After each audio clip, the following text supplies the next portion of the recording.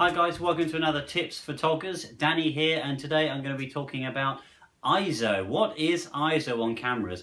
Well, ISO actually harks back from the days of film cameras, and ISO was how sensitive the film was to light. So the more sensitive to light it was, the more light the film would be able to absorb, and so the higher exposure your pictures would be. The problem was that with ISO comes noise, and that means grain, it means weird artifacts and weird colours and just unsightly little artifacts that are going to come into your pictures. So choosing ISO is always a balance between what you need in order to get the shot. But let's have a look at what it is. So ISO is sensitivity, and digital cameras work the same as those film cameras. The higher the number of your ISO, the more sensitive your camera is going to be to light. The problem is, whilst you're making that ISO number higher and the film is getting more sensitive to light, you are introducing noise, and noise can be that unsightly thing.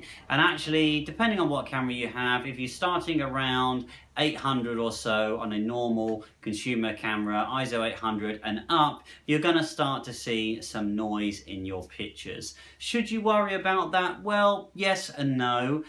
The bottom line for me, a lot of people get worried about ISO and they're like, oh, I can't take that shot because the ISO is too high and it'll come out noisy and it'll look distorted and weird and purple or whatever. Forget all of that, right? The number one rule is shot first, ISO second. If you need a high ISO to get the shot, then use a high ISO to get the shot. If you can bring in more light by looking at exposure and shutter speed as well, then great. But if you're at the limit and ISO is all you've got left and that's what you've got to do, then that is what you've got to do.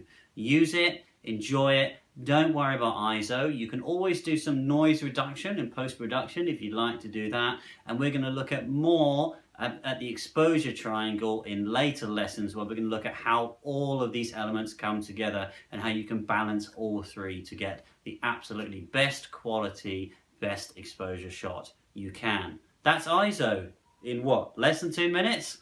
Hope that was helpful. Don't forget to like and share. Make sure you like the page and share this with people if you think it's going to be useful. See you all again tomorrow for another Tips for Toggers.